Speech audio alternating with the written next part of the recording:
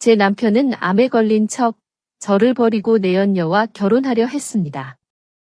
피도 눈물도 없는 그의 잔인함에 제 심장은 갈기갈기 찢어졌죠.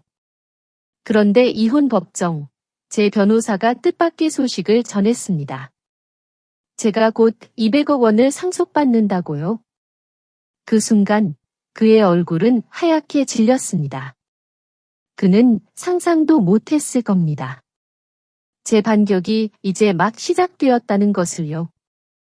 당신은 다음에 무슨 일이 일어날지 믿지 못할 겁니다. 계속하기 전에 채널을 구독하고 댓글로 어디에서 듣고 계신지 알려주세요. 제 이름은 김민서입니다.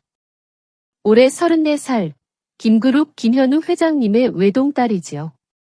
사람들은 저를 두고 부족함 없이 잘한 행운아라고들 했습니다.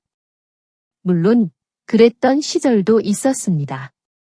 하지만 지금 저는 이혼 법정에 서 있습니다.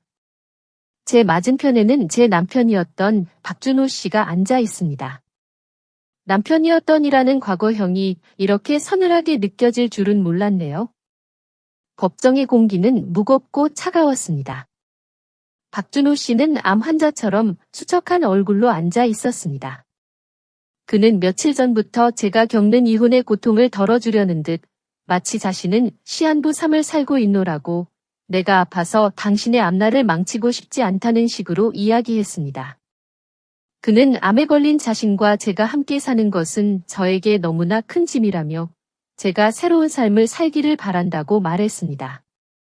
그의 목소리는 슬픔으로 가득했고 눈가는 촉촉했습니다.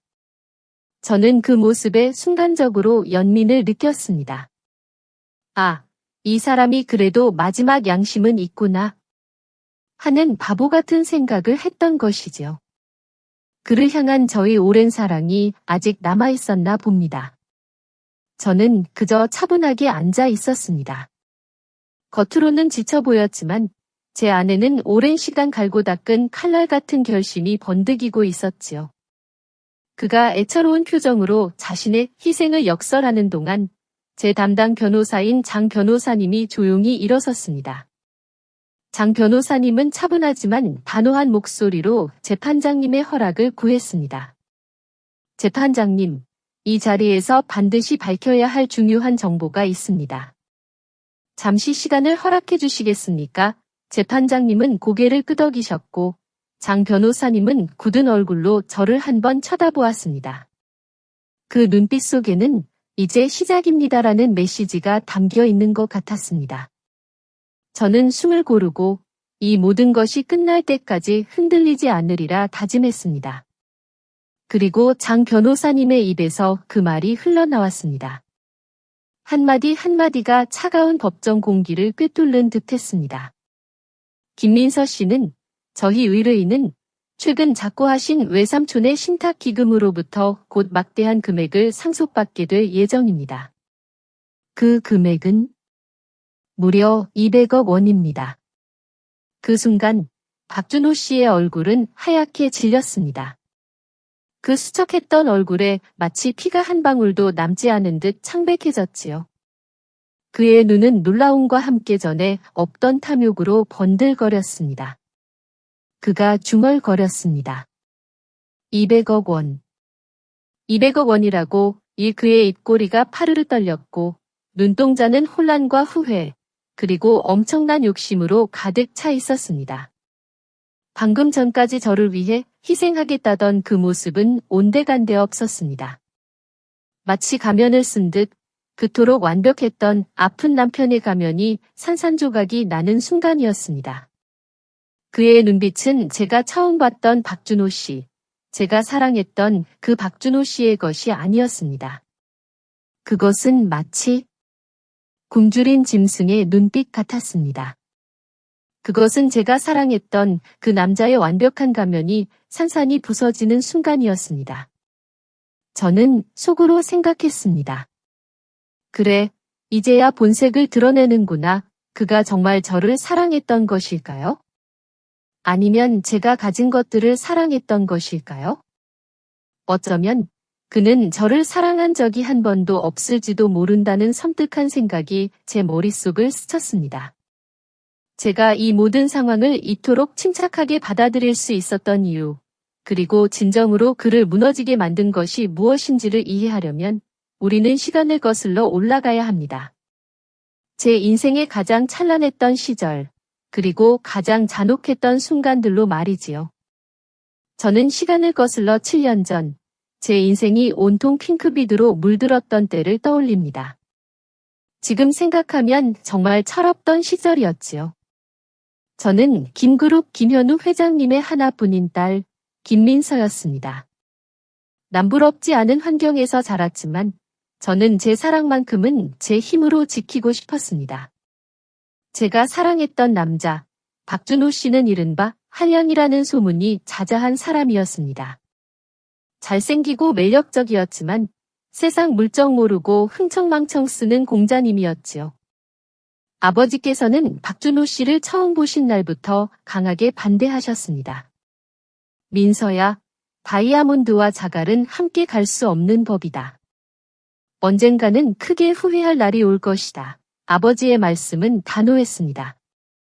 아버지는 제가 이 남자에게 어울리지 않는다고, 박준호는 내게 어울리는 사람이 아니다고 하셨습니다. 하지만 저는 제 사랑이 박준호 씨를 바꿀 수 있다고 굳게 믿었습니다. 제 고집과 젊음의 오만함으로 아버지의 모든 반대를 뿌리치고 박준호 씨와의 결혼을 감행했습니다. 결혼식 날, 저는 순백의 웨딩드레스를 입고 박준호 씨의 손을 잡고 입장했습니다. 제 손에는 부모님이 주신 50억 원의 두둑한 혼수금이 들려 있었습니다. 저에게 그 돈은 사랑의 증표이자 제가 박준호 씨를 새로운 사람으로 만들 수 있다는 자신감의 표현이었습니다. 저는 박준호 씨가 언젠가 아버지의 인정을 받고 세상 사람들의 칭찬을 받는 훌륭한 남편이 될 것이라고 확신했습니다. 그리고 제 예상대로 박준호 씨는 김그룹의 부사장 자리까지 올랐습니다. 아버지께서는 저의 고집을 꺾지 못하시고 박준호 씨에게 기회를 주셨던 것이지요. 그는 유능한 부사장으로 변모했습니다. 사람들은 제가 박준호 씨 같은 야생마를 길들였다며 김민서 씨는 사람 보는 눈이 남다르다고 칭찬했습니다. 저는 그때마다 행복한 미소를 지으며 제 선택이 옳았다고 생각했습니다. 제 사랑이 결국 모두의 편견을 이겨냈다고 믿었지요.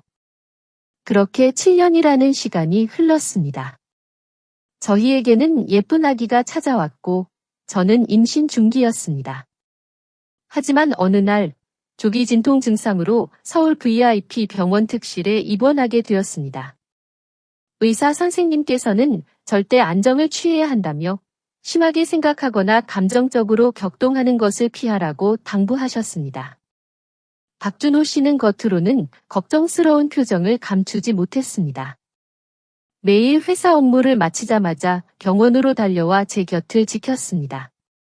식사부터 잠자리까지 그는 제 손을 꼭 잡고 아이를 위해서라도 건강을 잘 돌봐야 한다고 애정 어린 눈빛으로 말했습니다. 그의 다정한 모습에 저는 다시 한번 아버지가 너무 박정하신 건 아닐까 하고 아버지를 탓했습니다.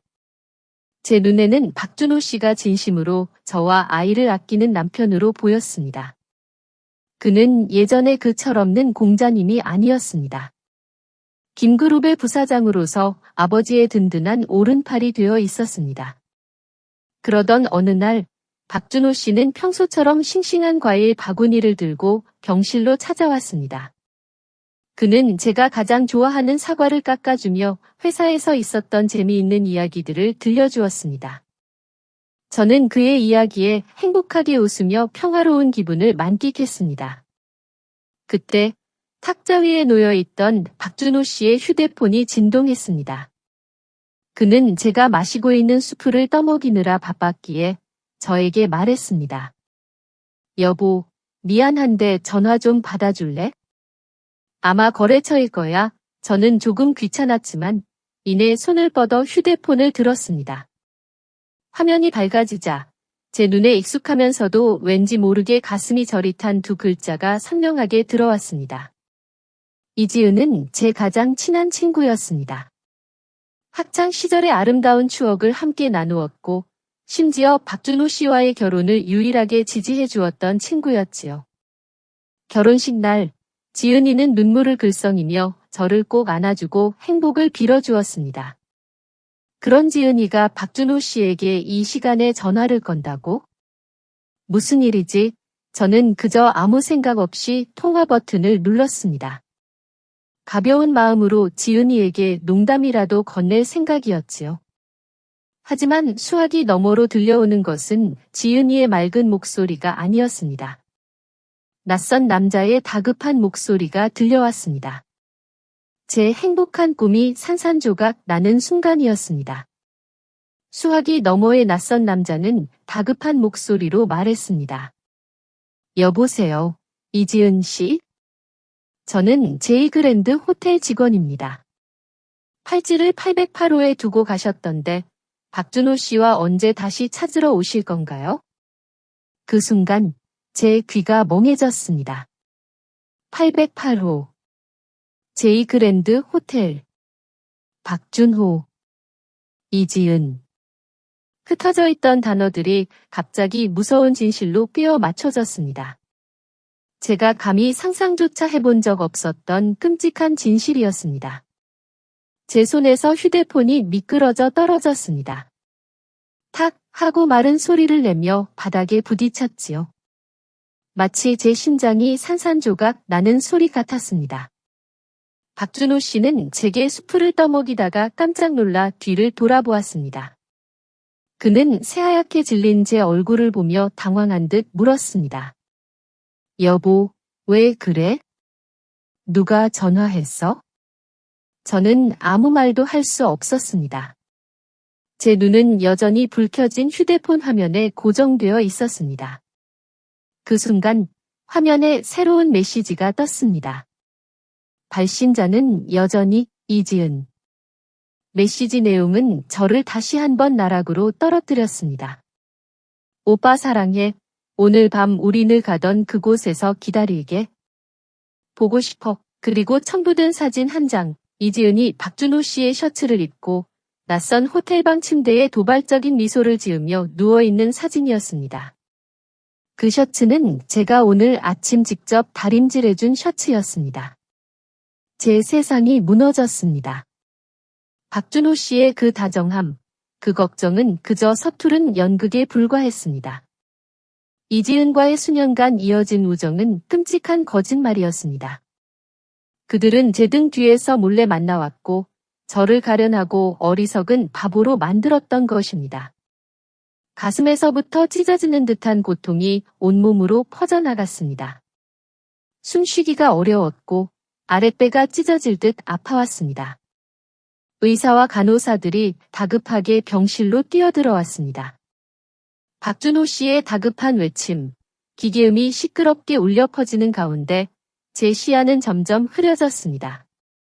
다시 정신이 들었을 때는 이미 밤이 깊어 있었습니다. 병실은 섬뜩할 정도로 고요했습니다.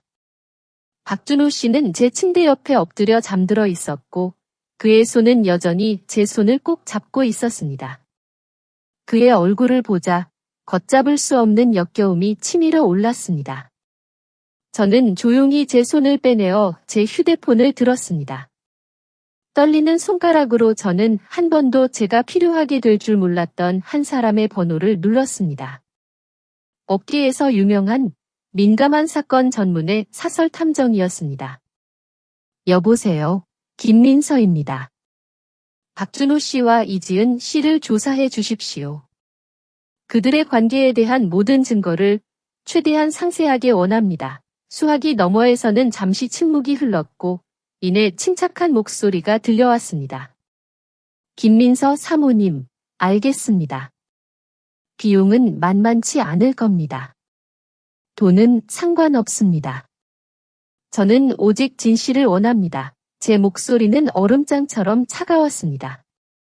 그 일이 있은 지 며칠 후 박준호 씨는 갑자기 자신이 말기암에 걸렸다는 충격적인 소식을 전했습니다. 그의 목소리는 슬픔에 잠겨 있었고 저를 걱정하는 듯한 희생적인 태도를 보였습니다. 그는 여보, 나는 이제 얼마 살지 못할 거야. 내가 당신 곁에서 병든 몸으로 고통 주는 모습을 보여주고 싶지 않아. 당신은 더 좋은 사람 만나서 행복하게 살아야 해. 그러니 우리 이혼하자 라고 말했습니다. 그는 저를 위해 모든 것을 포기하는 척 저를 해방시켜 주려는 듯 이야기했습니다. 그의 눈빛은 여전히 촉촉했고 슬픔이 가득했습니다. 저는 처음에는 그의 희생을 믿었습니다. 그래, 이 사람도 나름대로 나를 위하는 마음이 있었구나 하는 착각에 빠져들 뻔했습니다. 하지만 제 등 뒤로 차가운 의심의 칼날이 스치는 것을 느꼈습니다. 말기암? 갑자기 제 머릿속에서 경고등이 번뜩였습니다. 이 모든 것이 그가 꾸며낸 또 하나의 완벽한 연극이라는 것을 저는 직감했습니다. 박준호 씨가 암이라는 허황된 거짓말을 내뱉는 순간 제 마음속에는 차가운 이성이 번개처럼 스쳐 지나갔습니다. 저는 더 이상 주저하지 않았습니다. 이미 제 휴대폰 속에 저장되어 있던 장 변호사님의 번호를 다시 눌렀습니다. 그에게 저는 박준호 씨의 병세와 함께 그간의 모든 수상한 행동들을 조사해달라고 은밀히 요청했습니다. 이제 저는 더 이상 과거의 제가 아니었습니다. 저는 복수를 계획하는 차가운 여인이었습니다. 여러분, 만약 당신이 김민서 씨의 상황이었다면 어떤 선택을 하셨을까요? 슬픔 속에서 무너질까요? 아니면 차가운 이성을 찾아 복수를 계획할까요? 댓글로 당신의 생각을 나눠주세요. 다음 편에서 김민서 씨의 충격적인 반격이 시작됩니다. 저는 병원 침대에 누워 있었지만 더 이상 예전의 제가 아니었습니다. 감정은 메말라 버렸고 제 마음속에는 오직 차가운 결심만이 가득했습니다. 저는 사설탐정 김 탐정님에게 연락을 취했습니다. 그에게 박준호 씨와 이지은 씨의 모든 관계는 물론 그와 관련된 모든 수상한 재정 거래까지 깊이 파고들어 달라고 요청했습니다. 저는 가장 상세하게 숨겨진 모든 것을 찾아내라고 지시했습니다. 며칠이 지나지 않아 김 탐정님은 제게 두꺼운 서류철과 사진, 그리고 녹음 파일을 보내왔습니다.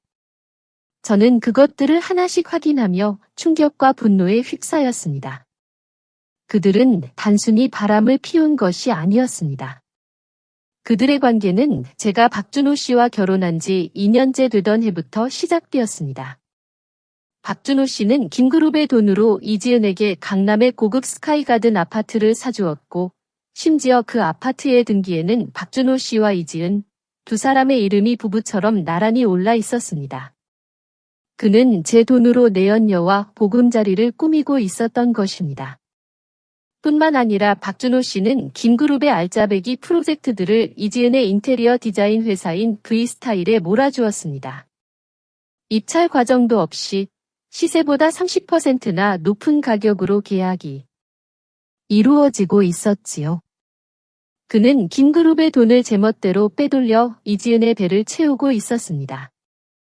제가 그동안 이례적으로 높은 비용이라고 지적했던 것들은 모두 그들의 주머니로 흘러들어가고 있었던 것입니다. 하지만 가장 끔찍한 것은 아직 끝나지 않았습니다. 김 탐정님이 박준호 씨의 차에 몰래 설치한 녹음기에서 녹취된 파일에는 박준호 씨와 이지은의 대화가 담겨 있었습니다. 이지은의 나른한 목소리가 들려왔습니다. 오빠, 그 늙은 마누라는 언제 정리할 거야? 아기 낳는 거 기다릴 거야? 혹시라도 마음 바꿔서 재산 분할 안 해주면 어떡해? 그리고 이어진 박준호 씨의 목소리. 제가 한 번도 들어본 적 없는 잔인하고 차가운 목소리였습니다. 걱정 마, 그 여자. 나 없으면 죽고 못 살걸. 내가 몇 마디만 달콤하게 해주면 고분고분 말을 들을 거야.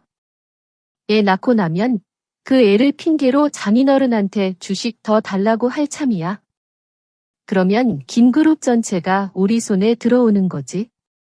그땐 그 여자 길거리에 내쫓고 우리 둘이 당당하게 함께하는 거야. 그 말을 듣는 순간 제 등줄기로 차가운 소름이 쫙 돋았습니다. 제 뱃속의 아기 저희 유일한 희망이자 행복인 그 아기가 그 남자에게는 오직 김그룹의 재산을 차지하기 위한 도구에 불과했던 것입니다. 그는 단 한 번도 저를 사랑한 적이 없었습니다. 그는 오직 제 집안의 돈만을 사랑했습니다. 7년 동안 이 모든 것이 정교하게 짜인 한 편의 연극이었다는 사실에 저는 숨이 막혔습니다. 저는 제 손으로 늑대를 집에 들여 그 늑대가 제 가족을, 제 인생을 갉아먹도록 만들었던 것입니다. 고통은 이제 걷잡을 수 없는 분노로 변했습니다. 눈물은 이미 말라버렸고 제 안에는 오직 불타는 증오만이 남았습니다. 박준호, 이지은. 당신들은 나를 바보로 만들었습니다. 좋습니다. 이 연극의 마지막 장은 제가 직접 쓰겠습니다. 갑작스러운 폭풍이 덮쳐왔지만 저는 쓰러지지 않았습니다. 오히려 그 폭풍은 저를 긴 꿈에서 깨어나게 했습니다. 대신의 고통은 칼날처럼 날카로웠지만 그것은 제 의지를 그 어느 때보다 날카롭게 벼려주었습니다. 저는 더 이상 과거에 나약하고 사랑에 목매던 김민서가 아니었습니다. 저는 김그룹의 딸, 유일한 상속자였습니다. 그리고 저는 그 누구도 제 가족의 명예를 짓밟고 제 것을 빼앗도록 두지 않을 것입니다. 병실 침대에 누워 저는 정교한 계획을 세우기 시작했습니다. 병실 침대에 누워 계획을 세운 저는 바로 첫 단계를 실행하기로 마음먹었습니다. 먼저 제 개인 재산과 혼수를 회수하는 일이었습니다. 제가 결혼 전 부모님께 받은 혼수금으로 마련한 강남 아파트. 비록 부부 공동명의였지만 대부분의 자금은 제 것이었습니다. 그 집과 집안의 물건들은 제 것이었고 배신자 부부가 계속해서 그 안에서 제 고통을 짓밟고 향락하는 것을 두고 볼 수는 없었습니다. 저는 제 오랜 비서인 정 비서님에게 연락했습니다. 결혼 전부터 저를 따라다닌 믿을 수 있는 사람이었습니다. 정 비서님, 부탁이 있습니다. 가장 전문적인 이사업체를 찾아주세요. 내일 아침 9시 정각에 강남 아파트에 사람들을 보내 그 안에 있는 모든 것을 비워주세요.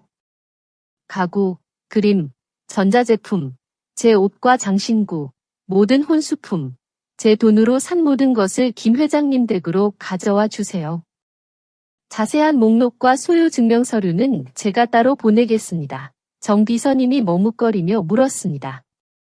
아가씨, 하지만 박 부사장님은 저는 아무런 감정 없는 목소리로 대답했습니다. 그 사람 걱정은 마세요. 제 말대로 해주십시오. 신속하고 은밀하게.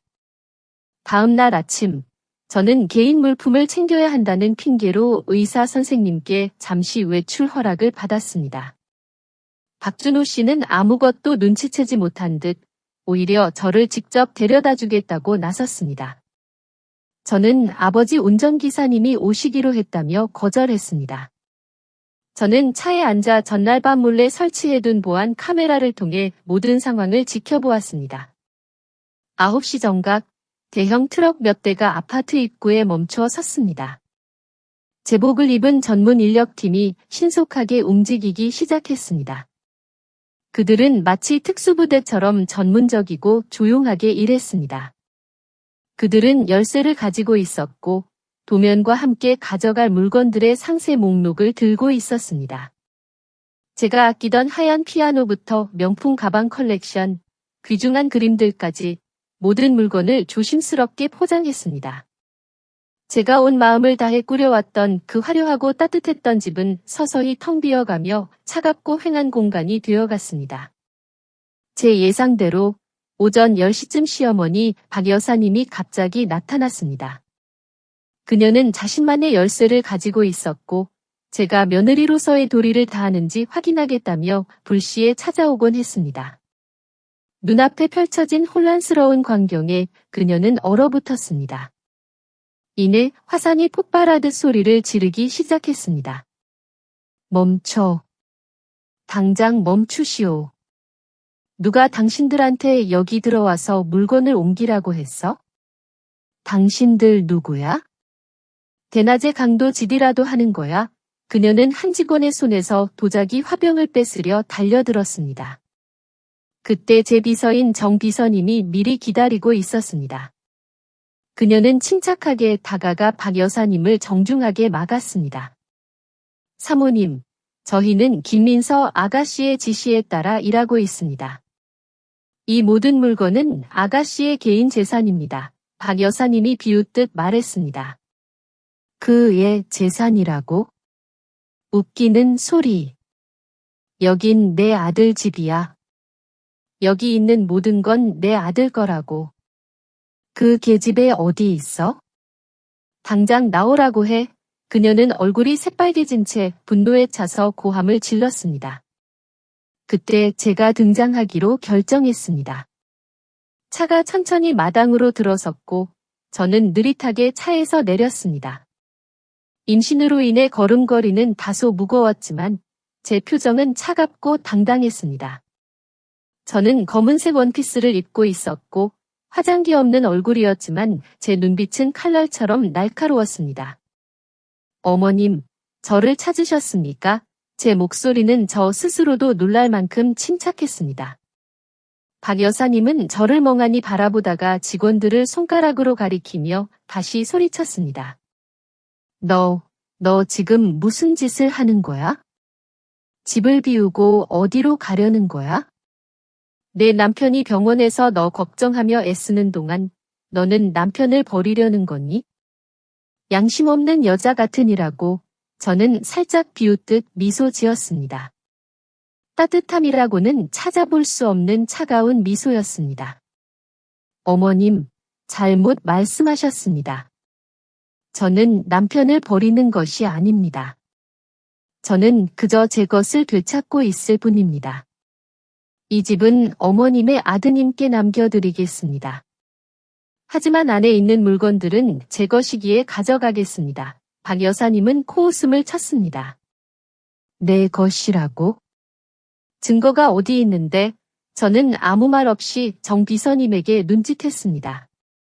그녀는 즉시 두꺼운 서류철을 내밀었습니다.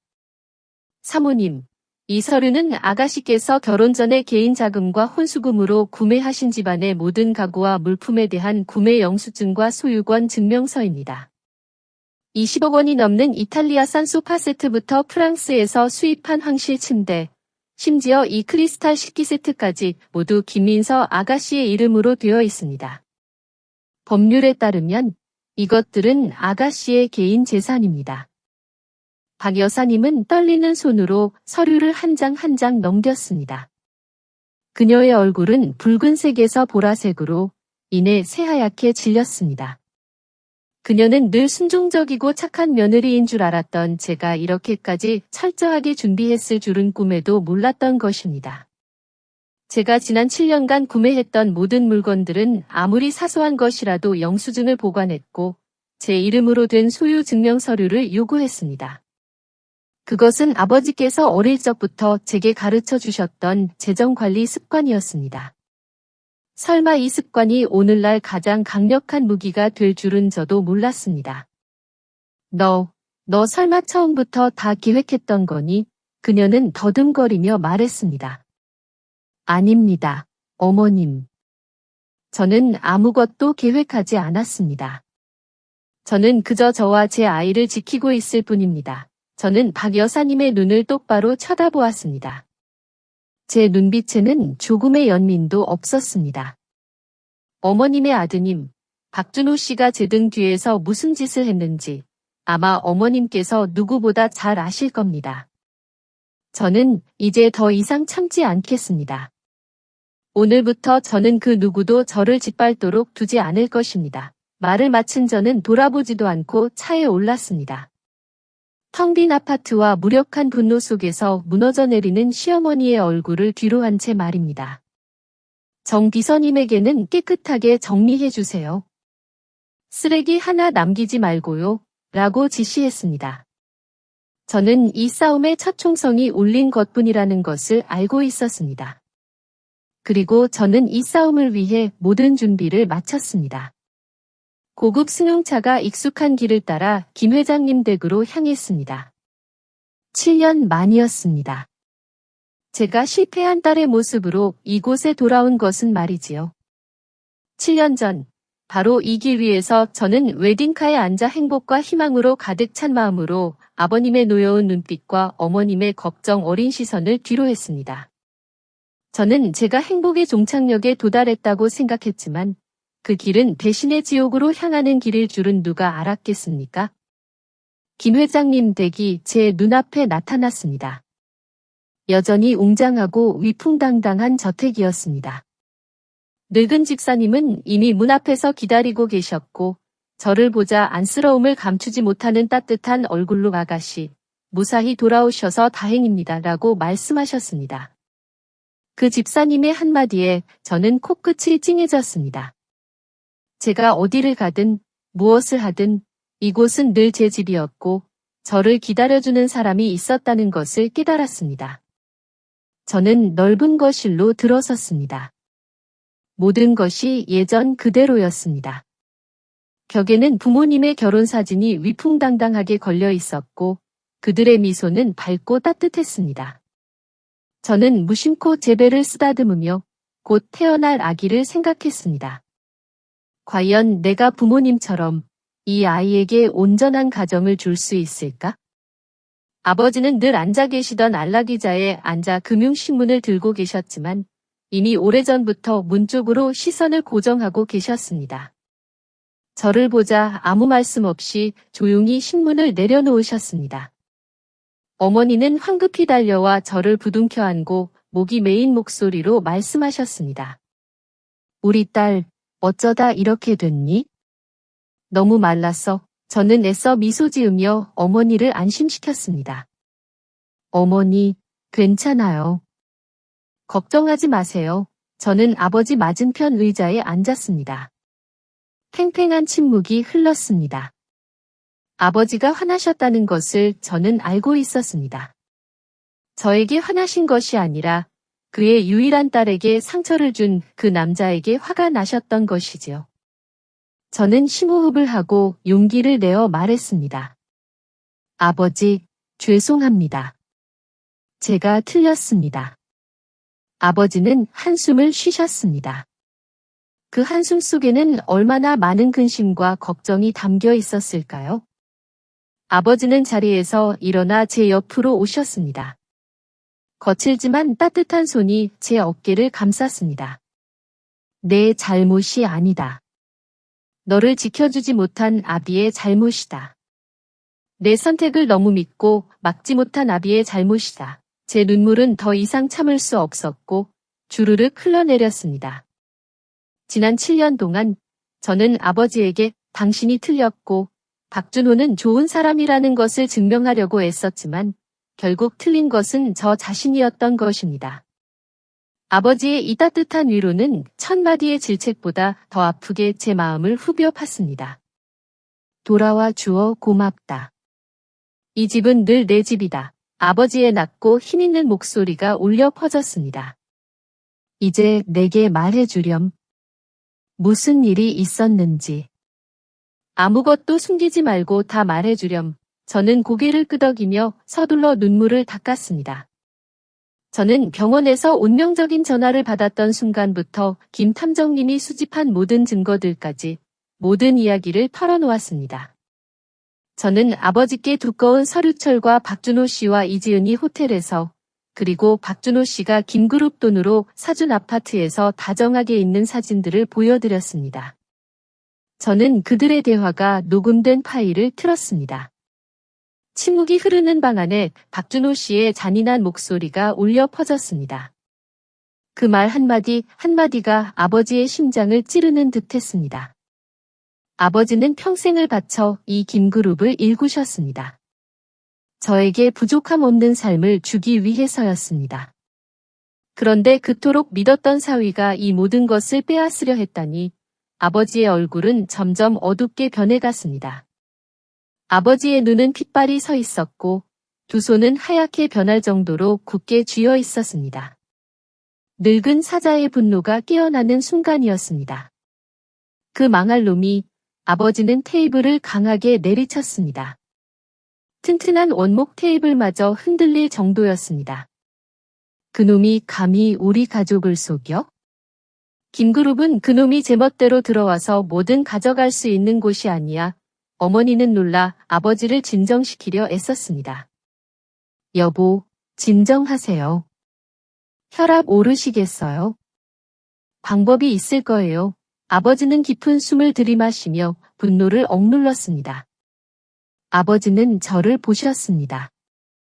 그분의 눈빛은 이미 흔들림 없고 날카로웠습니다. 민서야, 다음 계획은 뭐니? 이혼하겠습니다. 저는 한치의 망설임도 없이 대답했습니다. 아이 양육권도 되찾고 그가 김그룹에서 빼돌린 모든 것을 돌려받을 것입니다. 그와 그 여자가 원하는 대로 되도록 두지 않을 것입니다. 아버지는 고개를 끄덕이셨고 그분의 눈빛에는 만족감이 스쳐 지나갔습니다. 좋다. 아주 좋아. 이게 바로 김현우의 딸답구나. 넌 안심하고 태교에만 전념하거라. 나머지는 아버지가 알아서 처리할 것이다. 김그룹 최고의 변호사를 붙여줄 테니 김그룹의 뒷배 없이 그놈이 뭘 할 수 있을지 한번 보자. 아닙니다. 아버지, 저는 아버지의 말을 잘랐습니다. 이 일은 제가 직접 해결하고 싶습니다. 아버지께서는 저를 너무 오랫동안 보호해 주셨어요. 이번에는 저 자신과 제 아이를 위해 스스로 싸워야 합니다. 저는 그저 아버지께서 뒤에서 저를 지지해 주시고 조언해 주시는 것만으로 충분합니다. 아버지는 저를 멍하니 바라보시더니 이내 웃음을 터뜨리셨습니다. 자랑스러움이 가득한 웃음이었습니다. 훌륭하구나. 우리 딸이 정말 다 자랐구나. 좋다. 내가 간섭하지 않겠다. 내가 원하는 대로 해라. 김그룹은 너의 가장 든든한 후원자가 될 것이다. 언제든 필요하면 말만 하거라. 아버지의 눈빛에서 느껴지는 믿음에 저는 새로운 힘을 얻는 것 같았습니다. 앞으로의 길이 험난하겠지만 저는 더 이상 혼자가 아니었습니다. 저에게는 가족이 있었고 거대한 김그룹의 든든한 지원이 있었습니다. 박준호 씨, 당신의 연극은 이제 막을 내려야 합니다. 다음 무대의 감독은 바로 저입니다. 그날 오후 아버지는 곧바로 장 변호사님과 김그룹의 이남 계장님을 저택으로 불러 모으셨습니다. 두 분은 아버지와 평생을 함께해온 최측근 인사들이었습니다. 회의는 아버지의 서재에서 진행되었고 분위기는 엄숙하고 긴장감이 넘쳤습니다. 저는 아버지 옆에 앉아 두 분의 어르신을 마주했습니다. 제 마음속은 복잡한 감정으로 뒤섞여 있었습니다. 50이 넘은 나이에 희끗희끗한 머리카락과 지적인 안경을 쓴 장 변호사님은 제가 제공한 서류처를 훑어보았습니다. 그의 얼굴은 점점 굳어졌습니다. 신중한 이남 계장님은 돋보기 안경을 쓰고 제가 빨간색으로 표시해둔 재무제표 사본과 계약서들을 꼼꼼히 살펴보았습니다. 한참 동안의 침묵 끝에 장 변호사님이 먼저 입을 열었습니다. 그의 목소리는 느리고 단호했습니다. 회장님, 아가씨, 이 증거들은 박 부사장을 외도죄로 고소하고 불리한 재산 분할을 요구하기에 충분합니다. 하지만 문제는 거기서 끝나지 않습니다. 제가 우려하는 것은 상황이 저희 생각보다 훨씬 심각하다는 것입니다. 아버지는 고개를 끄덕이며 솔직하게 말씀하시오라고 하셨습니다. 장 변호사님은 안경을 고쳐 쓰고 한 은행 계좌 내역서를 가리켰습니다.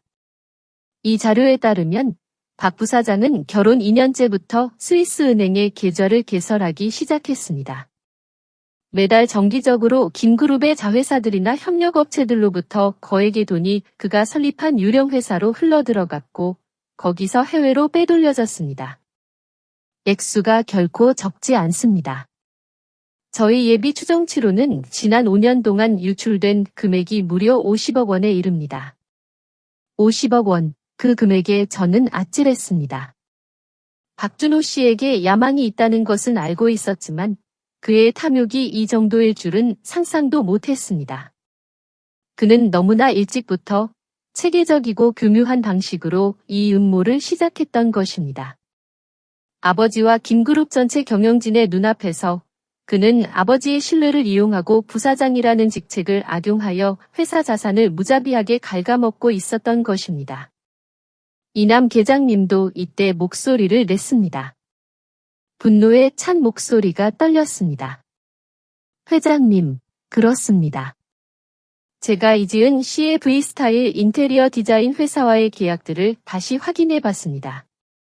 지난 몇 년간 우리 회사의 사무실 인테리어 프로젝트 대부분이 V스타일에서 진행되었더군요.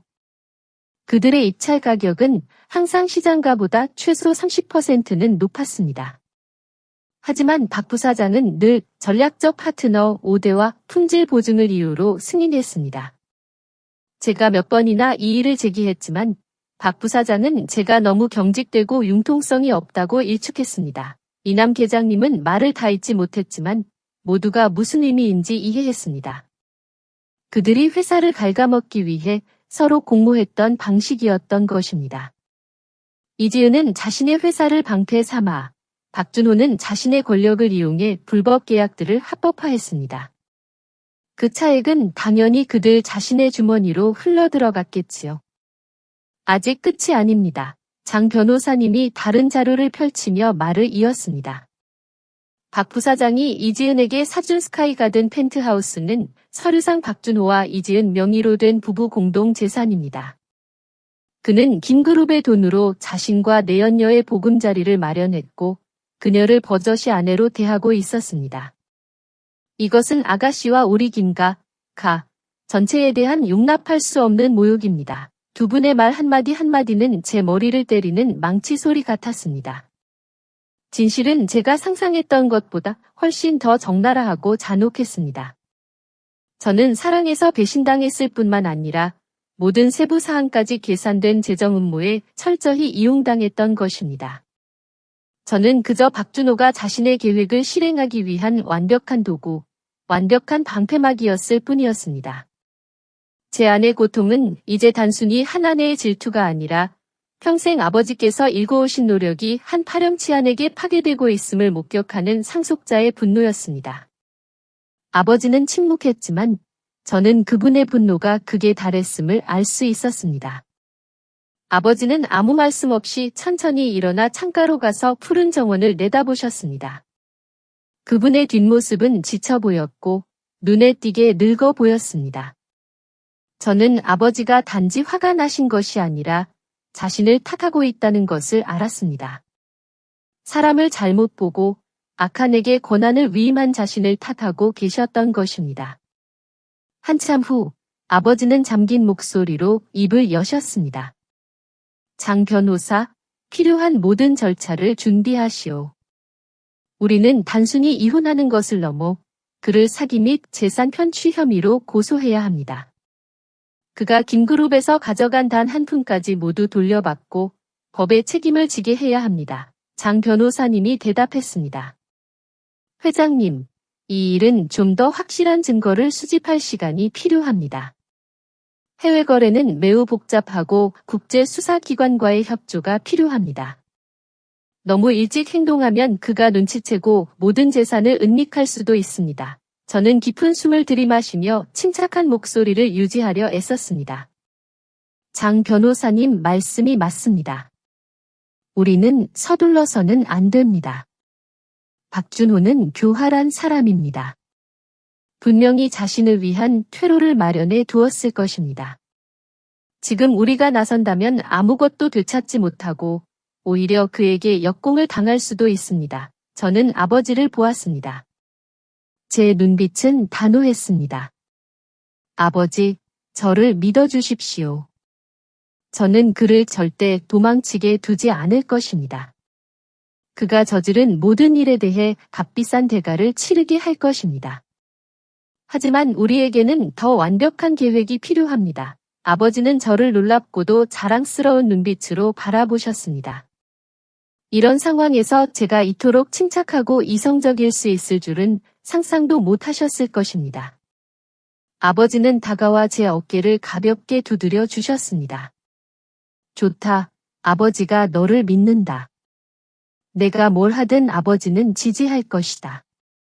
이제부터 이남 계장과 장 변호사는 너와 직접 일할 것이다. 이것을 김그룹의 미래 리더로서 내가 받을 첫 시험이라고 생각하거라. 회의는 끝났지만 진정한 싸움은 이제 막 시작되었습니다. 저는 박준호와 이지은뿐만 아니라 그들이 구축한 은밀한 재정 시스템 전체와 싸워야 한다는 것을 알고 있었습니다. 하지만 저는 두렵지 않았습니다. 증오가 원동력으로 변했습니다. 저는 그들이 쌓아올린 거짓의 벽돌 하나하나를 허물고 겹겹이 쌓인 위선의 가면을 벗겨 진실을 세상에 드러낼 것입니다. 저는 김그룹의 딸이 결코 만만하게 볼 수 있는 사람이 아니라는 것을 그들에게 보여줄 것입니다. 분노와 복수심이 저에게 행동할 힘을 주었지만 밤이 되자 익숙한 소녀 시절의 방에 홀로 남은 저는 무섭도록 공허하고 불안했습니다. 적의 정체는 드러났고 그들의 음모도 어느 정도 밝혀졌습니다. 하지만 앞길은 여전히 안개처럼 희미했습니다. 박준호는 바보가 아니었습니다. 그는 교활하고 악랄했습니다. 이지은도 평범한 여자가 아니었습니다. 그녀는 목적을 달성하기 위해 어떤 수단과 방법도 가리지 않을 것입니다. 저 혼자 힘으로 이 두 마리의 여우를 상대할 수 있을까요? 제가 생각에 잠겨 있는 것을 보신 아버지는 따뜻한 우유 한 잔을 들고 방으로 들어오셨습니다. 아버지께서는 제 옆에 앉으셨고 그분의 눈빛에는 근심이 가득했습니다. 무슨 생각을 그리 하고 있니? 어디서부터 시작해야 할지 모르겠어요. 저는 솔직하게 털어놓았습니다. 분노는 있고 증거도 있지만 마치 혼란스러운 바둑판 위에 서서 어느 수를 먼저 두어야 할지 모르는 것 같아요. 아버지는 잠시 침묵하시더니 말씀하셨습니다. 아마 고진호 어르신을 한번 찾아뵙는 것이 좋겠구나.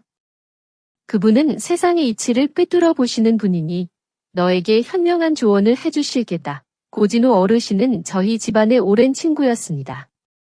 그는 찢어지게 부유한 사업가는 아니었지만 정계에 막강한 영향력을 가진 인물이었고 그 누구도 무시할 수 없는 폭넓은 인맥을 가지고 계셨습니다. 아버지께서는 고 어르신의 가장 큰 재산은 돈이 아니라 지혜와 사람들의 존경이라고 말씀하시곤 했습니다. 제가 박준호 씨와 결혼하겠다고 고집했을 때 저를 말렸던 분들 중 한 분이셨지요. 그때 그분의 말씀이 아직도 제 귓가에 맴돕니다. 민서 아가씨, 배우자를 선택하는 것은 사업 파트너를 선택하는 것과 같습니다. 겉모습만 보지 말고 그 사람의 본질을 봐야 합니다.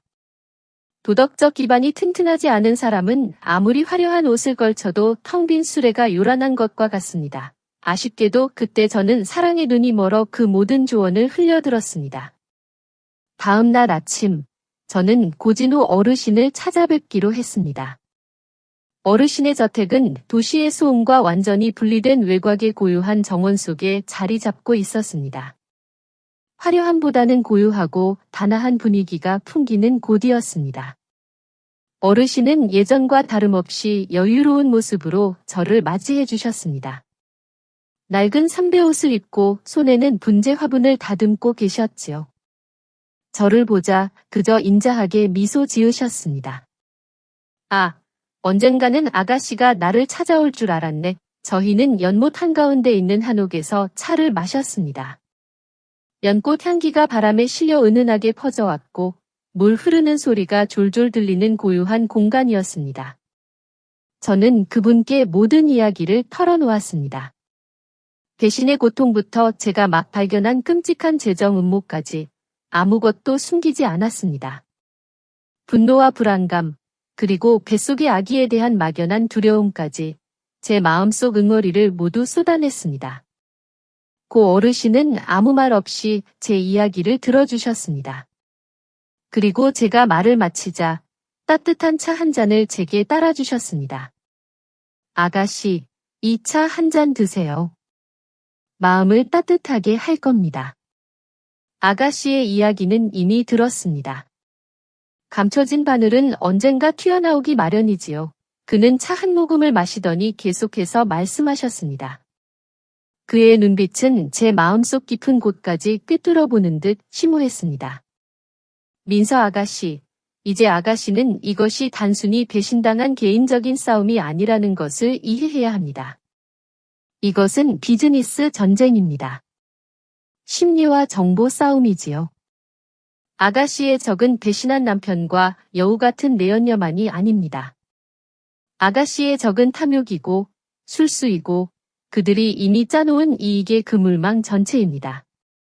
만약 아가씨가 오직 감정과 분노만으로 맞선다면 분명 질 것입니다. 그분의 말씀은 마치 차가운 물 한 바가지를 뒤집어 쓴 것 같았습니다. 저는 정신이 번쩍 들었습니다. 맞습니다. 저는 너무 개인적인 고통에만 집중하여 문제의 본질을 놓치고 있었습니다. 그럼 어르신, 제가 어떻게 해야 할까요? 저는 간절하게 물었습니다. 고 어르신은 연못을 바라보셨습니다.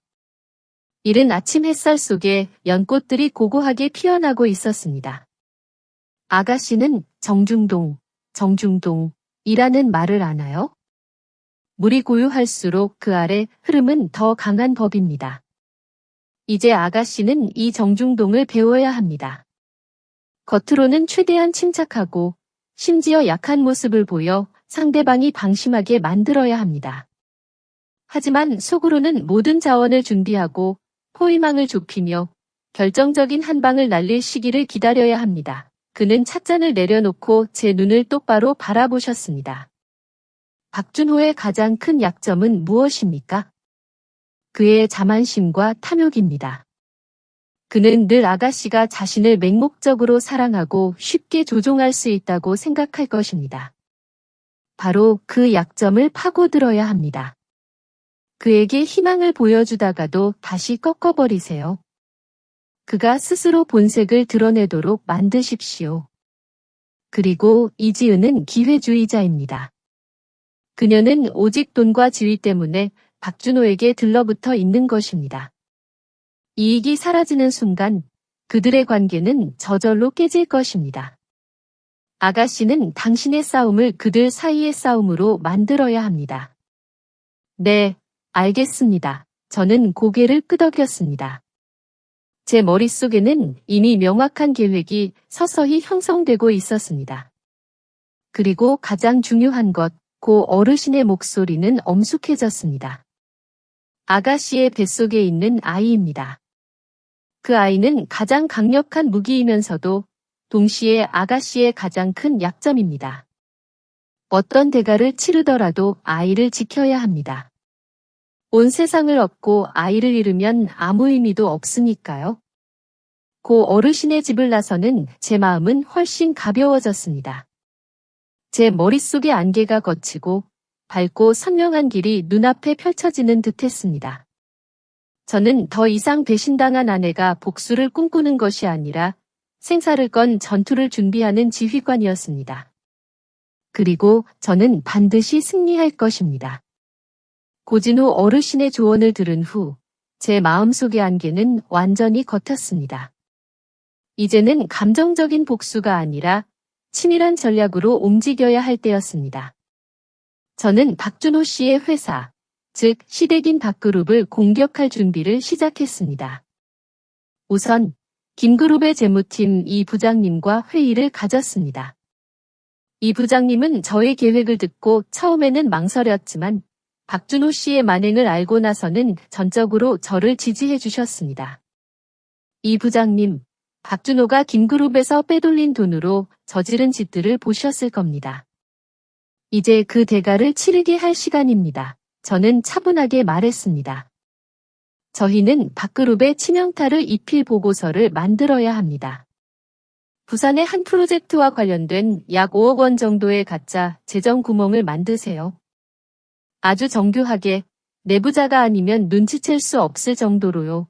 이 부장님은 고개를 끄덕였습니다. 알겠습니다, 아가씨. 완벽하게 해내겠습니다. 그는 수십 년간 재무 분야에 몸담아온 베테랑이었습니다. 그의 손을 거친 보고서는 마치 실제 김그룹의 재정 위기처럼 보이게 될 것이었습니다. 박준호의 신보기자 김그룹의 재무이사였던 강 이사를 향한 덫이었지요. 이틀 후 위조된 재무보고서가 완성되었습니다. 김그룹 로고와 이 부장님의 가짜 서명, 그리고 대외비 도장까지 찍혀 있었지요. 다음 단계는 이 덫을 강 이사의 손에 가장 자연스럽게 넘기는 것이었습니다. 저는 강 이사를 김 회장님 댁으로 불러들였습니다. 재정 문제에 대해 따로 논의할 것이 있다는 핑계를 댔지요. 저는 임산부로서의 피로함과 가족 문제로 인한 걱정스러운 모습을 최대한 연기했습니다. 강 이사님, 앉으세요. 저는 힘없는 목소리로 말했습니다. 퇴근 후인데도 이렇게 귀찮게 해드려 죄송합니다. 하지만 몇 가지 해결되지 않은 문제들 때문에 마음이 편치 않습니다. 강 이사는 늘 그렇듯 공손한 얼굴로 대답했습니다. 아가씨, 말씀하십시오. 제가 들을 준비가 되어 있습니다. 저는 그에게 서류철을 내밀었습니다. 이것은 이 부장님이 방금 제출한 예비 재무 보고서입니다. 제가 보니 너무나 불안합니다. 이사님은 전문가시니 상황이 정말 이토록 심각한지 좀 봐주세요. 아버지께서는 요즘 건강이 좋지 않으셔서 제가 이 사실을 알릴 엄두가 나지 않습니다. 강 이사는 서류철을 받아들었고 붉은색으로 표시된 숫자들을 훑어보는 그의 눈은 빛났습니다. 부산 프로젝트의 재정 구멍 부분을 읽는 그의 손이 미세하게 떨리는 것을 볼 수 있었습니다. 그는 애써 득이양양한 표정을 숨기려 했지만 살짝 올라간 입꼬리가 그의 속마음을 드러냈습니다. 이것은 박준호 씨가 절실히 필요로 하는 것이었습니다. 전세를 뒤집을 수 있는 비장의 카드였지요. 아가씨, 상황이 좀 우려스럽긴 합니다. 강 이사는 심각한 척 말했습니다. 하지만 걱정 마십시오. 제가 꼼꼼히 검토하고 해결책을 찾아보겠습니다. 아가씨께서는 임신 중이시니 너무 걱정하지 마십시오. 네, 이사님께 모든 걸 맡기겠습니다. 저는 일부러 서류철을 탁자 위에 그대로 둔 채 말했습니다. 아이고, 제가 약을 먹을 시간입니다. 편하게 검토하시죠. 저는 잠시 안에 들어가 있겠습니다. 저는 자리에서 일어나 천천히 방 안으로 들어갔지만 휴대폰과 연결된 작은 감시 카메라에서 눈을 떼지 않았습니다. 제 예상대로 제가 시야에서 사라지자마자 강 이사는 즉시 휴대폰을 꺼내 보고서의 각 페이지를 쏜살같이 찍기 시작했습니다. 익숙하게 해왔던 일인 듯 빠르고 단호한 행동이었습니다. 낚시 바늘에 물고기가 걸렸습니다. 강 이사가 떠나자마자 제 김 탐정님 팀이 그를 뒤쫓았습니다. 강 이사의 모든 움직임은 매분마다 제게 보고되었습니다. 그는 집으로 돌아가지도 회사로 가지도 않았습니다. 차를 몰고 성수동의 한적한 카페로 향했지요. 그리고 그를 기다리고 있던 사람은 다름 아닌 박준호 씨였습니다. 반대편에 주차된 차에서 망원렌즈를 통해 저는 모든 것을 또렷하게 볼 수 있었습니다. 강 이사는 박준호 씨에게 휴대폰을 건넸고 박준호 씨의 찡그렸던 얼굴은 이내 펴지더니 득이양양한 미소로 바뀌었습니다. 그는 강 이사의 어깨를 두드리며 매우 만족스러워했습니다. 그들은 자신들의 모든 행동, 모든 표정이 이미 저의 감시망 안에 들어와 있다는 것을 전혀 알지 못했습니다. 증거는 너무나 명확했습니다. 강 이사는 내부 스파이였습니다. 하지만 저는 그를 당장 폭로하지 않을 것이었습니다. 한번 정체가 드러난 말은 더 이상 가치가 없었기 때문입니다. 저는 그를 제 손안에 말로 남겨두어 박준호 씨에게 제가 원하는 정보만을 제공하게 할 것이었습니다. 이 게임에서 모든 것을 통제하는 사람은 제가 되어야 했습니다.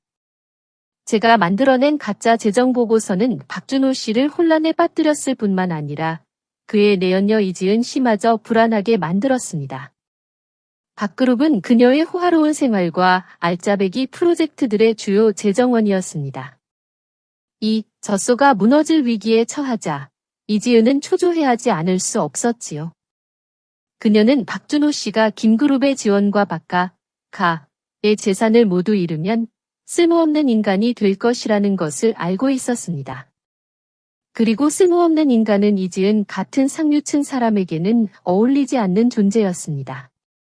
며칠 동안 박준호 씨는 계속 제게 전화를 걸었지만 저는 받지 않았습니다. 그는 저를 무너뜨리려는 암 연극에 집중해야 했고 저는 제 계획대로 움직였습니다. 박그룹에 대한 공격으로 박준호 씨가 혼란에 빠지자 그의 내연녀 이지은은 가만히 있을 수 없었습니다. 박그룹의 몰락은 곧 그녀의 돈줄이 마른다는 것을 의미했으니까요. 그녀는 결국 직접 나섰습니다. 저는 평소 제가 자주 가던 한적한 전통 찻집에서 만나자는 그녀의 제안을 받아들였습니다. 저는 이것이 오랜 친구와의 만남이 아니라 선전포고라는 것을 알고 있었습니다. 그리고 저는 그 만남을 위해 철저히 준비했습니다. 저는 피곤한 임산부의 모습으로 약속 장소에 도착했습니다. 하지만 제 명품 가방 안에는 초소형 녹음기가 이미 켜져 있었습니다. 저는 전체 공간을 한눈에 볼 수 있는 구석 자리를 택했습니다. 이지은은 얼마 후 도착했습니다. 그녀는 늘 그렇듯 최신 명품 드레스를 입고 완벽하게 화장했지만 그 화려함 속에서도 초조함과 분노가 감도는 눈빛을 숨기지는 못했습니다. 그녀는 제 맞은편에 앉았고 아무런 인사도 없이 바로 본론으로 들어갔습니다. 김민서 씨, 뭘 원하는 거죠? 이지은은 도전적인 말투로 물었습니다. 박준호 씨 회사에 이렇게 혼란을 주면 당신한테 뭐가 이득이죠? 박준호 씨는 아직 당신의 합법적인 남편이라는 걸 잊지 마세요. 배가 가라앉으면 둘 다 죽는 겁니다. 저는 가볍게 미소 지으며 차분히 국화차 한 모금을 마셨습니다. 이지은 씨, 너무 서두르네요. 우리는 한때 가장 친한 친구였는데 오랜만에 만나서 저와 아이의 안부조차 묻지 않는 건가요? 저는 일부러 아이라는 단어를 강조하며 제 배를 살짝 쓰다듬었습니다. 이지은의 얼굴색이 살짝 변했습니다. 바로 이것이 그녀가 가장 두려워하는 점이었습니다. 이 아이는 저와 박준호 씨를 묶는 유일한 합법적 끈이자 김그룹의 정당한 상속자였으니까요. 당신의 건강은 제가 상관할 바가 아닙니다. 이지은은 비웃듯 말했습니다. 하지만 아이는 분명 방해물이겠죠.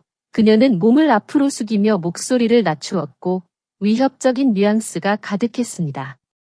민서 씨, 임산부는 조심해야 해요. 집계단도 복잡한 길거리도 언제 사고가 날지 모르는 일이죠. 혹시라도 아이에게 무슨 일이 생기면 정말 안타까울 텐데 그렇지 않나요? 제 등줄기로 오싹한 한기가 스쳤지만 저는 그녀의 잔혹함을 이미 예상하고 있었습니다. 저는 테이블 아래에서 손을 꽉 쥐며 제 목소리가 떨리지 않도록 애썼습니다. 조언 고맙습니다. 제가 조심해야겠죠.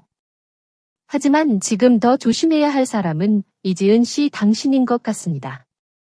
무슨 뜻이죠? 이지은은 미간을 찌푸렸습니다. 저는 대답 대신 조용히 휴대폰을 꺼내 녹음 파일을 틀어 그녀에게 내밀었습니다. 그것은 김 탐정님이 녹취한 이지은과 박준호 씨의 대화였습니다.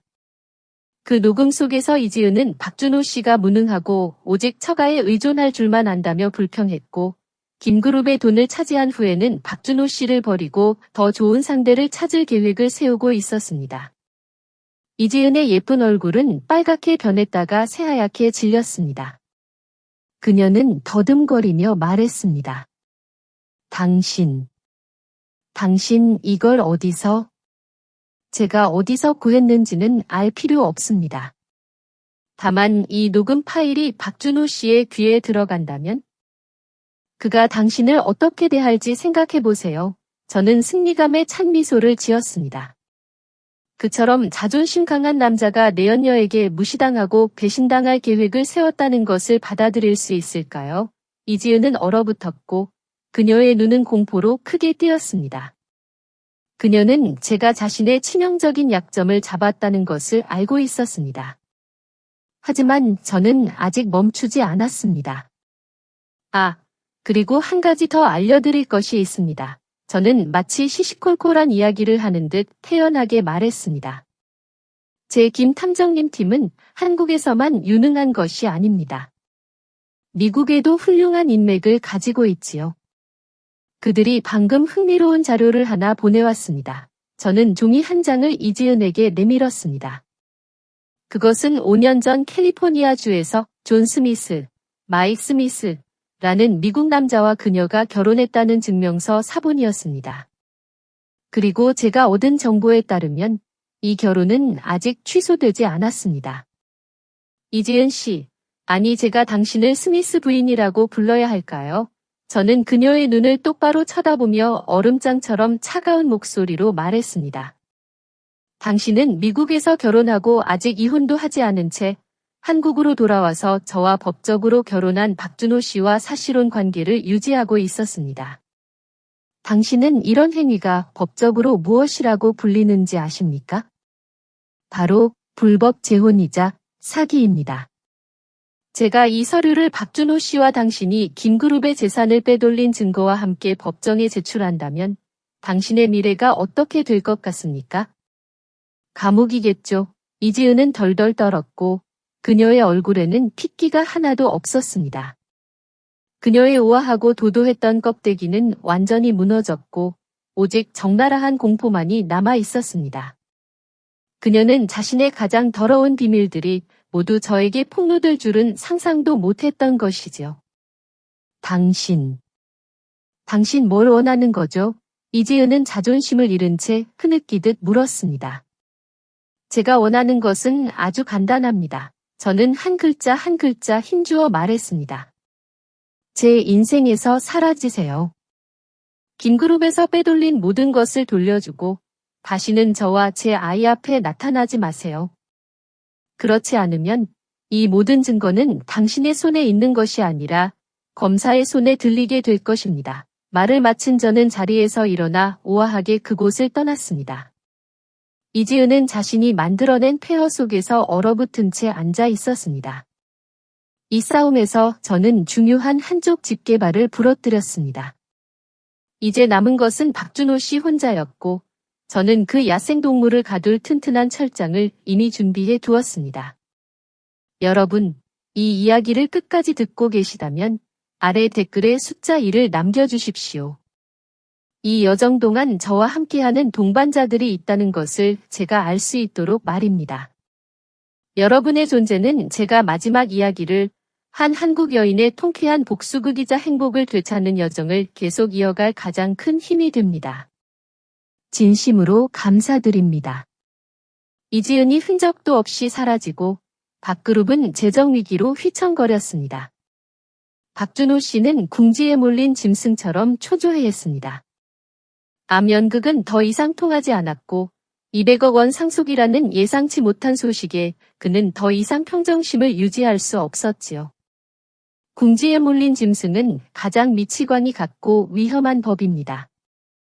저는 박준호 씨가 가만히 있지 않을 것이라는 것을 알고 있었습니다. 저는 김 회장님 댁에 머물지 않고 의사와 간호사들이 상주하고 보안 시스템이 가장 잘 갖춰진 병원 VIP 병실로 돌아왔습니다. 이곳이 그의 마지막 무대가 될 것이었습니다. 고진우 어르신의 조언에 따라 저는 방의 가장 은밀한 구석에 초소형 카메라 몇 대를 몰래 설치했고 가장 민감한 녹음 시스템도 가동했습니다. 저는 그가 모든 것을 잃었을 때의 진짜 얼굴을 완벽하게 기록하고 싶었습니다. 고 어르신은 심지어 그의 조카인 최지훈 씨를 제게 보내 저를 지켜봐 달라고 했습니다.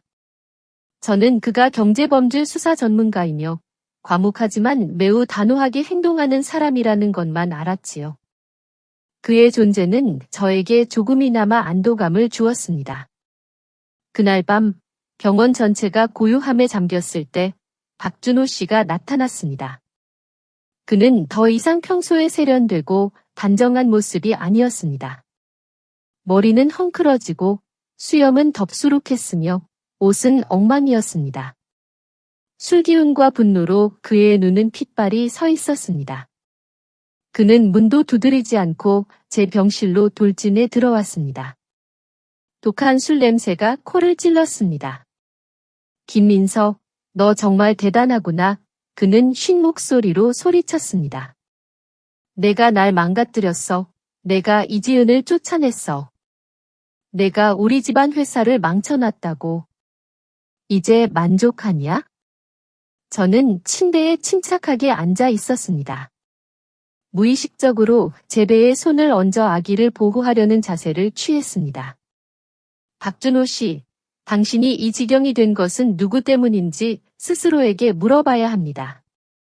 모든 것은 당신 스스로 자초한 일입니다. 내가 자초했다고 그는 미친 듯이 웃었습니다. 내가 아니었다면, 너와 내 잘난 집안만 아니었다면 내가 이렇게 고통받을 일은 없었을 거야. 내가 너를 사랑했다고 생각했니? 내가 말해주지.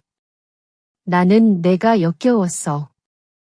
늘 잘난 척하고 모든 것이 옳다고 생각하는 내 그 공주병 같은 모습이 역겨웠다고 그는 비틀거리며 침대 가까이 다가왔습니다. 핏발선 눈으로 제 배를 뚫어져라 쳐다보았습니다. 모두 그놈 때문이야. 내 뱃속에 있는 그 빌어먹을 것 때문에. 그게 없었다면 너는 날 얽맬 핑계도 없었을 거고 내 늙은 아버지는 날 통제할 이유도 없었을 거야. 그는 갑자기 손을 뻗어 저를 잡으려 했습니다. 저는 화들짝 놀라 뒤로 물러나며 베개 아래 숨겨둔 비상 호출 버튼을 급히 눌렀습니다. 뭘 하려는 거죠? 저리 가세요. 뭘 하냐고 그는 잔인하게 비웃었습니다. 내가 아무것도 가질 수 없다면 너도 평화롭게 살 생각은 마. 너와 그 애. 둘 다 사라져야 해. 후계자가 없으면 내 집안의 그 막대한 재산이 누구 손에 들어갈지 두고 보자고. 말이 끝나자마자 그는 야생동물처럼 저에게 달려들었습니다. 저는 절망적으로 비명을 질렀고 온 힘을 다해 저항하려 애썼습니다. 그의 손이 제 목에 닿으려는 찰나 병실 문이 활짝 열렸습니다. 손때 낮고 단호한 목소리가 울려 퍼졌습니다. 고진우 어르신의 조카인 최지훈 씨가 병원 보안 요원 2명과 함께 문에 서 있었습니다. 그는 평범한 옷차림이었지만 법을 집행하는 사람 특유의 위엄이 느껴졌습니다. 그의 눈빛은 박준호 씨를 칼날처럼 날카롭게 꿰뚫었습니다. 박준호 씨는 순간 얼어붙었지만 이내 광기가 이성을 압도했습니다. 그는 최지훈 씨에게 돌아보며 으르렁거렸습니다. 너 뭐야? 꺼져. 이건 우리 가족 일이야. 최지훈 씨는 아무 말 없이 차갑게 다가섰습니다. 그의 움직임은 번개처럼 빠르고 깔끔했습니다. 그는 박준호 씨의 팔을 뒤로 꺾어 쉽게 제압했습니다. 박준호 씨는 고통스럽게 비명을 질렀고 몸부림쳤지만 소용없었습니다. 박준호 씨, 최지훈 씨는 아무런 감정 없는 목소리로 말했습니다. 당신은 협박, 폭행, 그리고 타인의 생명을 위협하려 한 혐의로 체포되었습니다. 이 방에서 당신이 한 모든 말과 행동은 모두 기록되었습니다.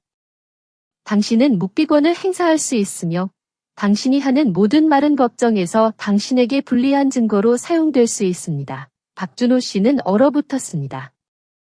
그는 방 안을 둘러보다가 그제야 자신을 향하고 있는 작은 카메라들을 발견했습니다. 그의 얼굴은 붉은색에서 새하얗게 그리고 이내 잿빛으로 변했습니다.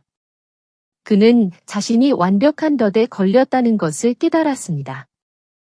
연극은 막을 내렸고 그는 비참하게 패배했습니다. 2명의 보안 요원이 박준호 씨에게 수갑을 채워 끌고 나갔습니다. 그는 더 이상 고함을 지르지 않았습니다. 그저 영혼 없는 시체처럼 묵묵히 걸어 나갔습니다. 저는 침대에 앉아 가쁜 숨을 몰아쉬었습니다. 온몸이 여전히 떨리고 있었습니다. 최지훈 씨는 저에게 돌아보며 약간의 미안함이 담긴 눈빛으로 말했습니다. 아가씨, 놀라게 해드려 죄송합니다.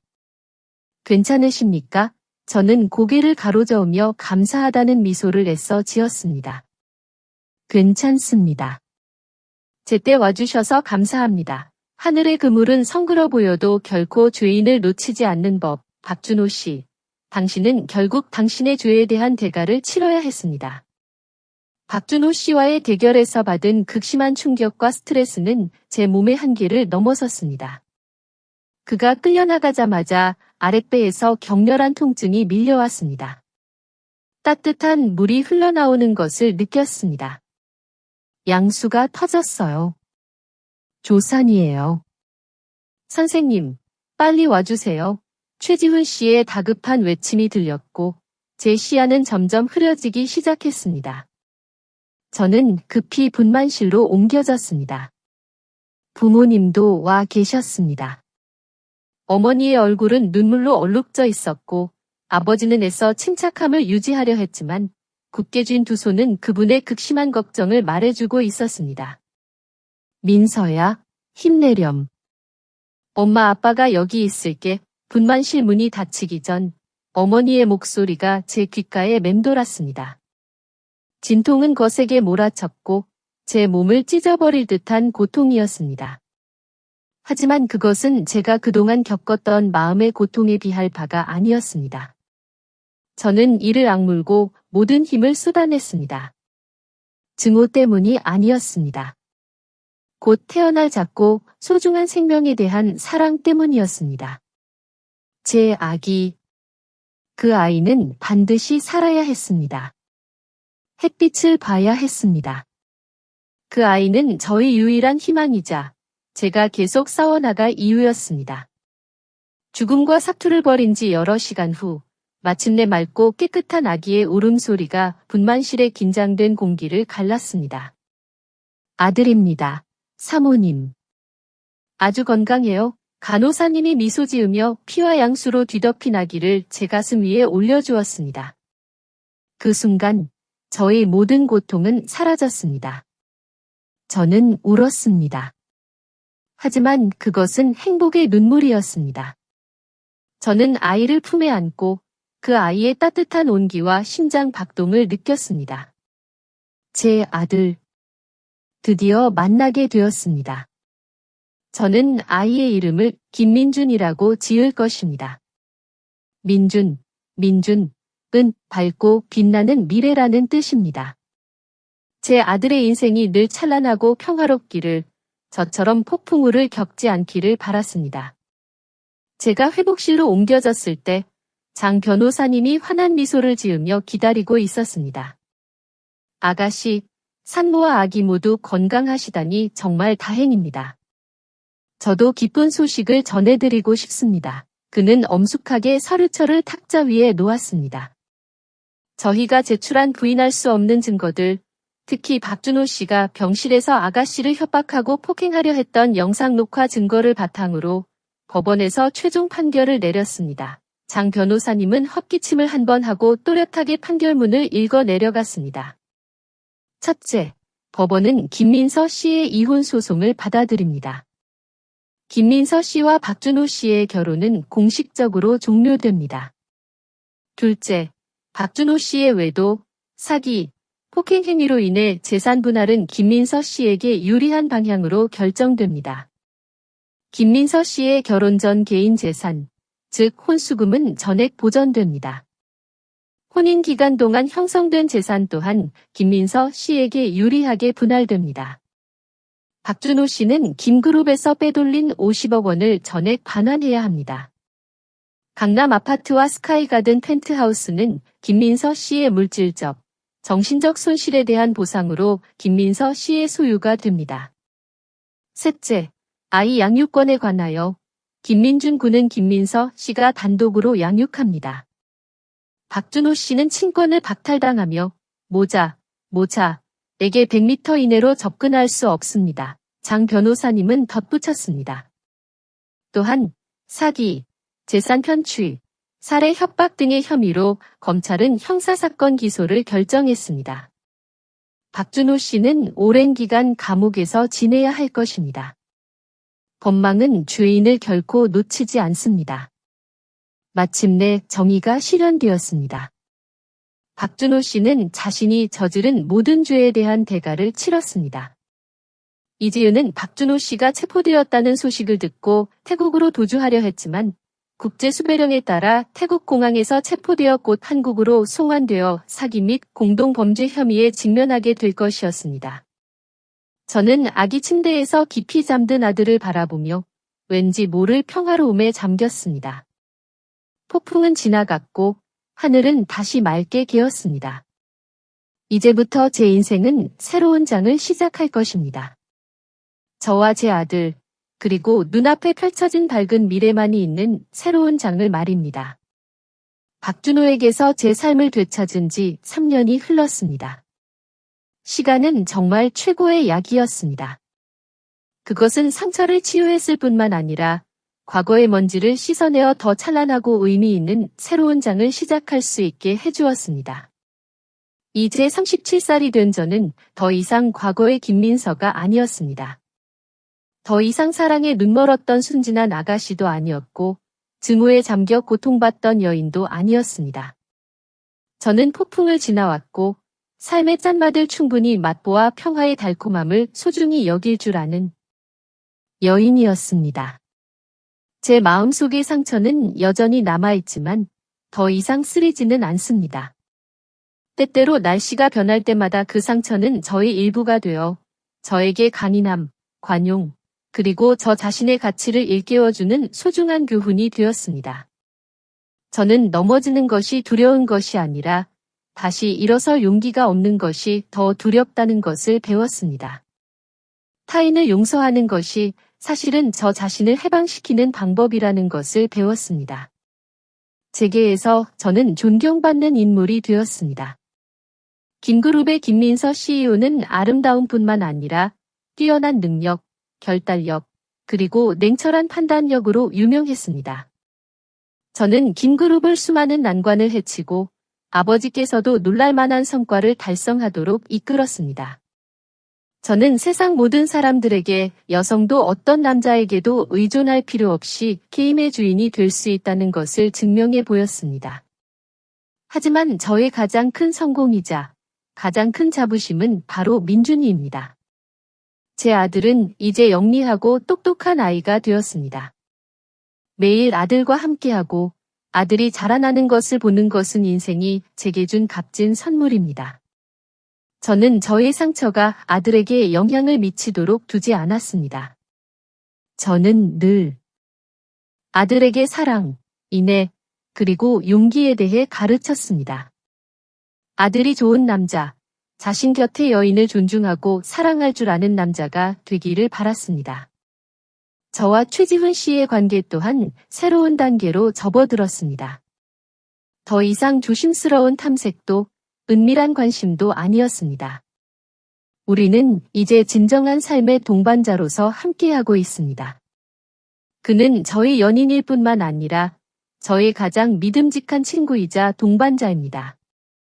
그는 제 삶의 모든 기쁨과 슬픔을 함께 나누고 제가 지칠 때마다 기댈 수 있는 든든한 어깨가 되어주었습니다.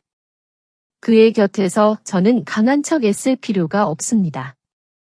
저는 가장 온전하고 평화로운 저 자신일 수 있습니다. 어느 날 저녁, 온 가족이 모여 식사를 하고 있을 때였습니다. 민준이가 갑자기 최지훈 씨에게 물었습니다. 최지훈 삼촌, 언제 아빠가 될 거예요? 아이의 순진한 질문에 저와 최지훈 씨 모두 순간 멍해졌습니다. 식당 안의 분위기는 갑자기 고요해졌습니다. 저는 얼굴이 붉어져 어쩔 줄 몰랐습니다. 부모님은 서로를 보며 의미심장한 미소를 지으셨습니다. 최지훈 씨는 잠시 놀란 듯했지만 이내 민준이를 보며 미소 지었고 저를 바라보았습니다. 그의 눈빛에는 제가 이전에 본 적 없는 깊은 사랑이 담겨 있었습니다. 그는 조용히 테이블 아래에서 제 손을 잡고 민준이에게 따뜻하고 진심 어린 목소리로 말했습니다. 그건 엄마가 동의해야만 할 수 있는 일이지. 엄마가 고개만 끄덕여주면 삼촌은 당장이라도 민준이의 아빠가 될 거야.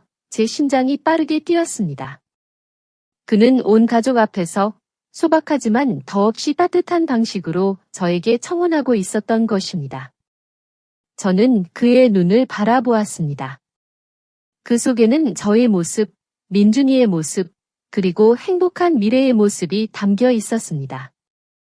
제 눈에서는 다시 눈물이 흘러내렸습니다. 하지만 이번에는 충만함의 눈물이었습니다. 저는 제 인생의 새로운 장, 그와 아들이 함께하는 장이 진정으로 시작되었음을 알았습니다. 저와 최지훈 씨의 결혼식은 요란하지 않았습니다.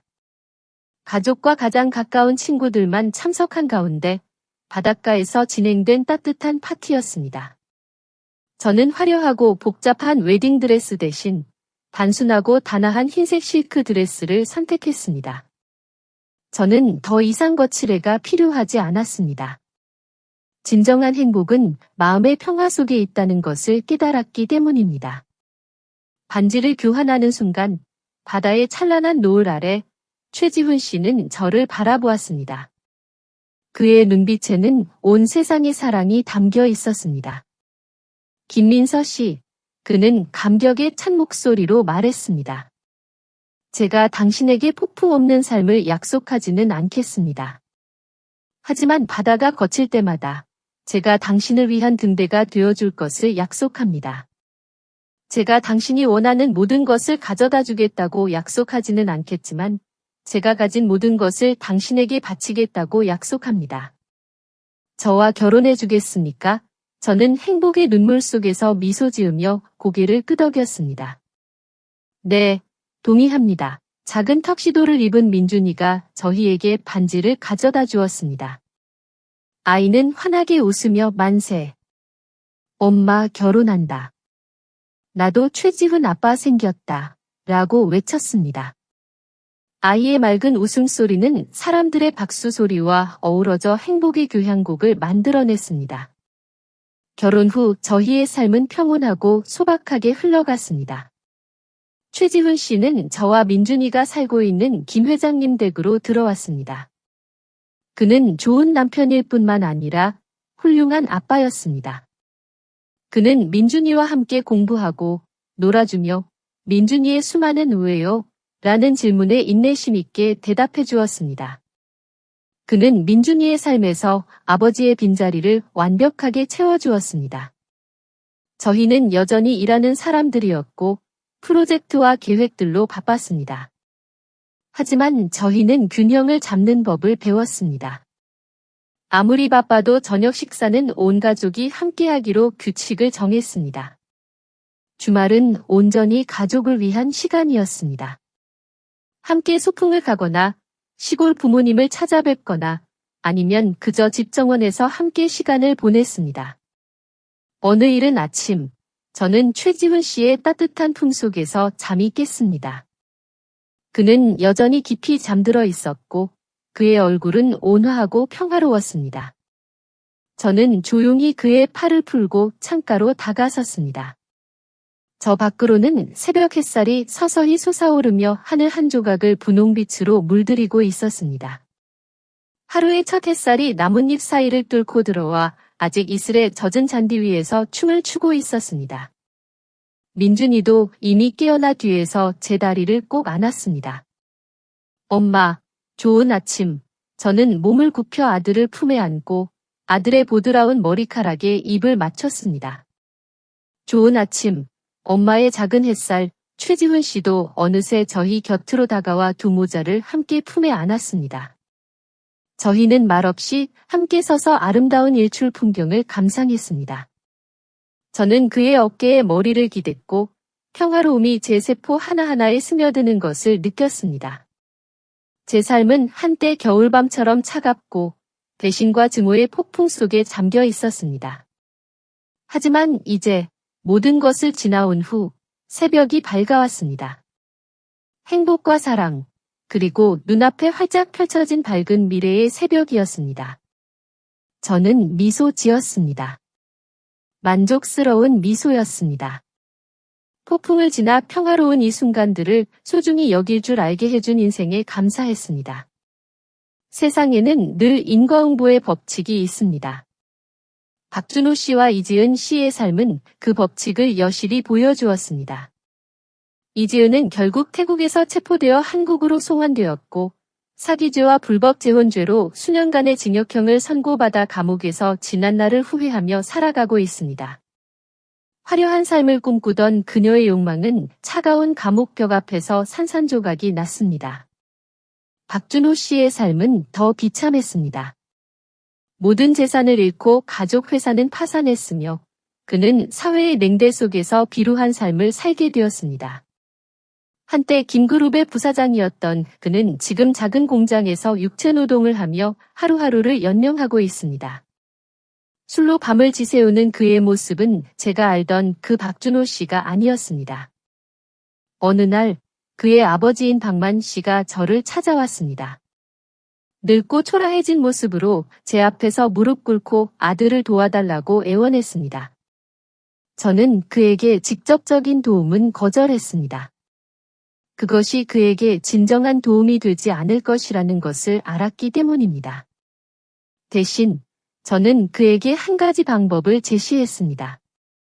박준호와 이지은이 숨겨둔 재산을 찾아내어 국가에 신고하면 그에 대한 보상금을 받을 수 있을 것이라고 말이지요. 그것이 그들이 스스로의 힘으로 다시 일어설 수 있는 유일한 길이라고 생각했습니다. 그분은 저의 제안을 받아들였고 떠나가는 그의 뒷모습에서는 작게나마 희망의 그림자가 보였습니다. 김민서 씨의 이야기는 여기서 끝을 맺습니다. 여러분은 김민서 씨의 결정에 대해 어떻게 생각하시나요? 만약 당신이 그녀였다면 다른 선택을 했을까요? 댓글로 여러분의 생각을 나눠주세요. 저는 여러분의 한마디 한마디를 늘 소중히 읽고 있습니다. 이 이야기가 여러분에게 생각할 거리를 주었거나 마음을 움직였다면 좋아요를 남겨주시고 분명 감동받을 거라고 생각하는 분들과 공유해 주십시오. 그리고 며느리의 눈물 채널을 구독하셔서 다음 이야기들을 놓치지 마세요. 다음 이야기에서 다시 만나 뵙겠습니다. 그리고 어쩌면 다음번에는 그 주인공이 바로 당신이 될지도 모릅니다.